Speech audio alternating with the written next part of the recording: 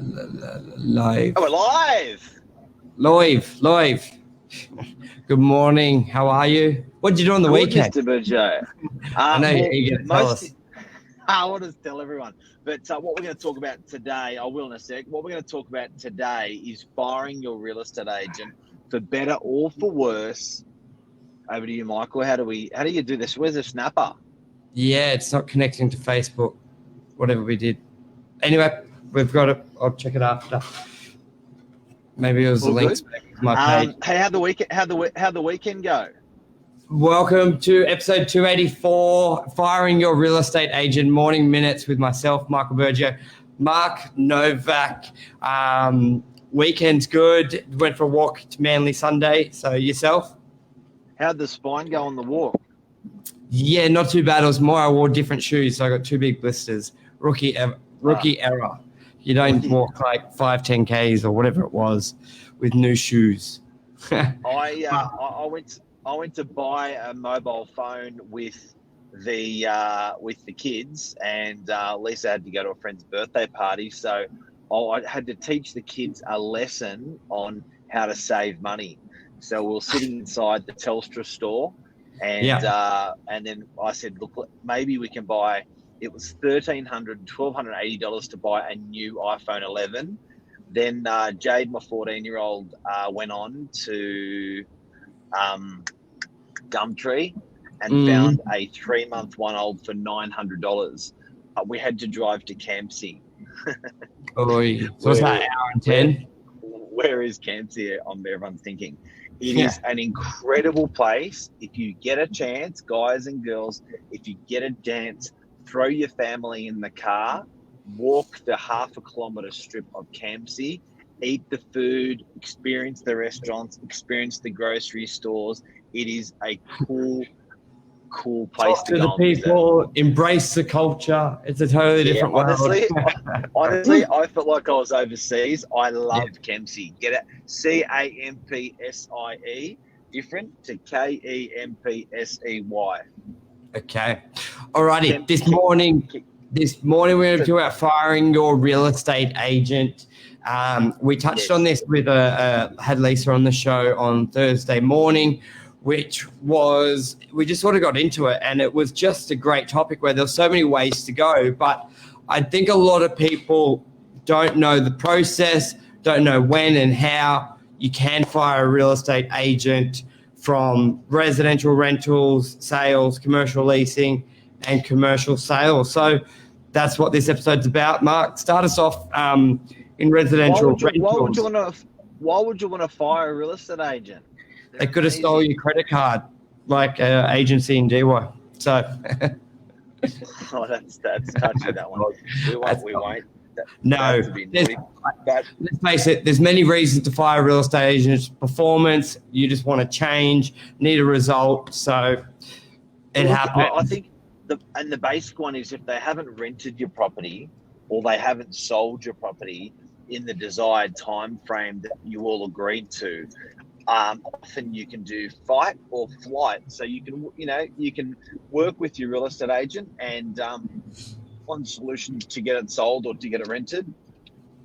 Or if you don't have faith in your real estate agent or the confidence that they can execute the actual job because you've given them maybe 1 or 3 or 4 months. Yep. What are your options? Yeah, so we'll start with, as you said, because it's one of those industries where you don't necessarily get to try before you buy with the service. And let's face it, everyone always says they're going to do stuff, but things happen. So I always remember hearing when you speak to a client who may have a rental property, it's been on the market 6 weeks, 8 weeks, 12. One, they don't necessarily know that's not normal for rentals in our area. 2 to 3 weeks, that's your time. So anything longer, there's something wrong. It's with the property, it's with the price, it's with the agent. And a lot of people don't realize the agreement structure in most cases. If there's no tenant, there really is no management agreement of the 90 days. So you can change. I know every time you tell people that, they're just like, what? Really? I thought I was locked in and my property was empty. I sometimes don't believe you. Yeah, they felt suffocated and they felt they had no option. So talk us through that and the difference of when it is tenanted. Look, the good news is to change your agent, it's for free. So you're basically switching services, and our services we only get paid for if we on a success rate. So we're as agents, we're one of the last industries in the country that gets paid on success. So it's like a carpenter, you pay per hour. You don't pay him for if he does a good house or not, if he builds a good house or not. So, to switch to our services or to switch to agent services from one agent to another, it's for free. So with rentals, it's like you said, Michael, you can switch. It's basically, but I think you don't want to switch for the sake of switching. You want to switch you want to go out of one agent into another agent because they are offering something better, fresher, stronger than what you're currently offering. If they're going to do just the same thing that your existing agent's doing, then there's no cigar. And also, Michael, the 3 Ps are important. Hey. Yeah, price, product, and placement. Price, product, promotion. Sorry, I was thinking the business 3 Ps, not the product. Price, product, promotion. Yeah. Now, how does that vary? Yeah. Yep. Go on. Yeah, go ahead. No, I was just saying, how does that vary from when it's tenanted? Yeah, look, it basically if there's a tenant in the property and you want to switch agents, so that would be different because the first example I gave you is if you can't get it leased and you're switching it to another agent. Now, another example is that you're not happy with the management services that you're getting and you want to switch to another real estate agent. Morning, Emma. Hey, Luke. Now, if you're not happy with the management services that you're getting, so you've had it with an agent for a couple of years and you may find they're a bit slow with repairs or they're a bit slow with returning your call or the service is just not acceptable, and there's a tenant in place. In agents' agreements, there is a notice period. Now, again, I want to strongly let everyone know that there's a big difference between a sales agreement that you have with your agent and a rentals agreement you have. And at the moment, I'm talking about rentals. Normally, it will have a termination period, a bit like phone contracts, when they have like a period of when you've got it to get out. So it'll be either 30 days or 60 days or 90 days in that agreement. And that's basically got to be honoured, but the dollar value has to be honoured, not the period. And that's the key thing. A lot of people go, well, I've got to wait 90 days. That's 3 months with the tenancy. I know we do a lot of it where you go, okay, 3 months, 90 days is $30 in agent fees. We'll give that $30 to that old agent, give us the file, we'll take it over straight away so we can look at it. And you don't mind as the agency because you're going to be collecting that rent and you'll get that in fees back. So a lot of owners going, well, if I'm leaving them because of service, if I give them notice and it takes me 3 months, and it's just gonna get worse before it gets better. But there is that sort of payout, just like your mobile phone. You can pay out the contract and get the new phone as well. So, as you said, it's free and it can be done quickly. Yeah, and the incoming agent may pay out the outgoing agent on behalf of the landlord. So it doesn't even cost the landlord any money. Yep. So then let's move to commercial. Well, commercial leasing is a little bit different, especially around the northern beaches, with a lot of it's an open agreement. Now, residential, predominantly, all of it's exclusive. When it's empty, you have one agent marketing it, and obviously one agent managing it. And same with residential sales, a lot of the time it's one agent. But commercial leasing is a little bit different, isn't it, Mark? How's an open agreement different to an exclusive? So basically it's free for all. Yeah. It's there's no cost. Go hard. It's a bit like the running of the bulls. Yep. It's like there's a key to the property. Give it to 10 agents. Whoever finds me the tenant gets paid. You all do what you want. That's in a nutshell. There's another episode of pros and cons to all that, but just for this point of view, It's very simple. But if you are an exclusive leasing agreement, which is not common, but it is out there, that is stronger than a residential management agreement with leasing, where if there's no tenant, there's no agreement. Commercial leasing agreement is very similar to a sales agreement, which we'll get into soon. However, the one thing I say there is it's just if you lease it within that period. And a lot of the time an owner will say, you haven't done anything for 2 months, the agreement's for 3 months, I'm going to give it to another agent to put on the market, because it's exclusivity to get paid if a deal's done, not necessarily be the only one who can market it. Very different technical difference there, but makes a big difference, because you could say to another agent, because a leasing period or negotiation could take a month, 2 months, 3 months. So sometimes an owner will be like, there's 1 month to go. By the time we do a deal, it could be 2 months later and I'll be out of it. Just start marketing it, start showing it. Big difference there. Huge. Now, if anyone who's just tuned in, we're talking about firing your real estate agent, and we've just sort of covered that rental side of it now. So that leasing or management. So if you're a landlord and you want to appoint a new agent, we've just explained a little bit on that. Now let's have a chat about sales. Yeah, this is the biggest stakes. It is, and it's very similar to the leasing. Some properties are free for all. And some exclusivity as well. It's very, very similar, which is totally different to residential.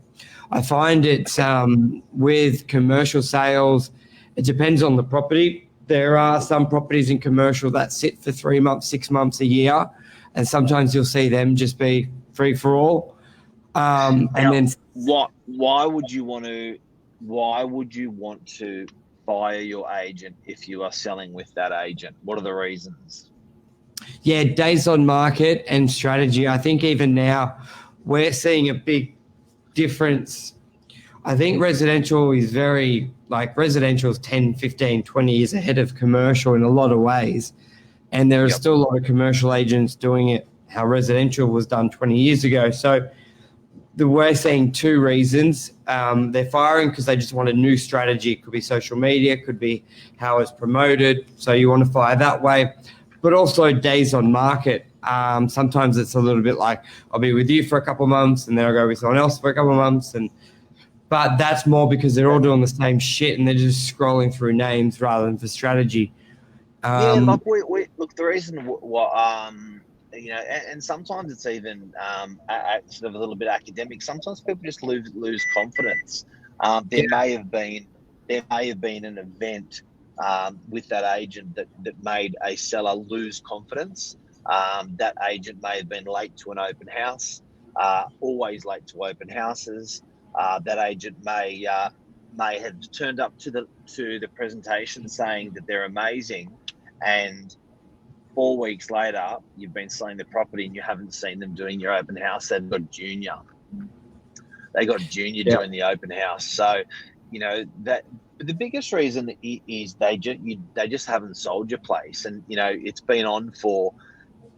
I guess you can expect if you're selling, your days on market, Michael, for DY are probably 20 days. Average in the whole out of all the properties that are out there, 20 or 30 days? A lot longer, but it's more, 3 months, 4 months for a typical sale property. Yeah, there's a lot more out of 10 listings. There's only 10 or 20%, which of those gun blazing sell within a week, 30 days. So have you got RP data there you can bring up? Yeah. On over there. We'll post it anyway. We'll whack it in the bottom of the post, the days on market for DY, so you can see. I reckon we're probably sitting between 20 to 30 days as the average days on market for our suburb. But let's have a look. It'll be interesting in COVID. I haven't watched that number in the last month or two. Okay, so to fire your real estate agent, you need first of all, you need to be out of the agency period. So how long is a typical agency period for a sales agent? Yeah, 60 days, 90 days, 120 days. Say 90 days, 90 days. 90 days. So if Yeah. you are at the end of that 90 days or approaching that end of the 90 days, you start talking to your fresh kid on the block. Again, the reasons they wouldn't have sold is incorrect pricing, incorrect promotion, or incorrect presentation or product, the way the place is being presented. So they're the reasons. So you want to look, if you're appointing a new agent, you want to make sure they are getting those 3 Ps right. They're pricing your property correctly, the presentation's good of the marketing, and the presentation of the property. So you got to work collaboratively with your agent on that. And also a big thing as well is a lot of people get caught up of what they own and what they don't own when leaving as well. When it comes to photography, floor plans, all that type of material, a lot of the time you're paying for it as well. So I think a lot of people go, oh, I don't. And there are deals with the portals as well, because sometimes real commercial is expensive. It can be $3,000 to $4,000 to $5,000. So there are deals. Just looking for days on market. I don't know where it's at. I'll look it after. There are deals out there for the portals, so don't be too deterred. It's just a phone call away. The termination part of it, easy. But keep in mind, the termination, there's a difference between how long you like being on market and the agreement and marketing it. The agreement may be for 90 days, but it doesn't mean they get the opportunity to show your property and have it on the portals. You can say, remove all the ads. Yes, I'm in agreement. Whatever, but no more marketing, no more access. There is a different point stuff as well. And it's from when the day you sign the agreement, not when it started getting advertised. So it's as soon as you sign that agreement, the clock started, and then you can actually pull it off. People don't realise without penalty, you can pull it off the market at any time with an agreement. So if you sign today, it doesn't mean that the property, you can actually call the agent tomorrow and say cease advertising, and they don't. Exactly. What else? And Mel said days of market can be skewed with cooling off periods. Absolutely. A lot of agents report getting under contract. Eventually it sells 10 business days later. That's right. So you got to watch the days of the market's a little bit skewed at the moment because it's not unconditional, means it's the solds on the signboard. It's done, it's finite, no one's backing out of nothing. Conditional or on a cooling off period means that the purchaser's got time to do their research, and sometimes that's taking a long time. Used to take 5 business days, now it's almost like 10. But that's how you fire an agent. How good's that? But not us. I'm just still. No. It's pretty rare. I think if you, I think that we outbound wires getting fired. It doesn't really happen. But we take. I guess we onboard in rentals and sales. We onboard probably half a dozen properties a month that have been on the market. Actually, rentals a lot more. So rentals, I'd say we onboard probably between 5 and 10 of other agents' properties that are under management or not leased. And I'd say sales, we probably onboard probably 2 or maybe a month, or maybe 3 a month. We onboard from other agents not selling. You know what we haven't covered, Michael? It doesn't necessarily mean bad agent. Sometimes I think there's just not a relation. There's not a good exactly. Yes. chemistry between the seller and the buyer, or they may be at loggerheads a little bit all the time. So often I find it's not a battle of the personalities, but sometimes that you've got the ability to explain things to a seller so they understand, because you sort of think the same. So sometimes the seller just needs a better communicator. Because unlike residential, you're dealing with them a lot longer. So a lot can happen in 30 days, 1 month, 3 months, 6, 12 month shifts. So good point. Definitely. All right, everyone. We'll be back buddy. tomorrow morning. Thank you. Thank you, man. Love you. See you. Bye. Bye. Thanks, man. Bye. Bye.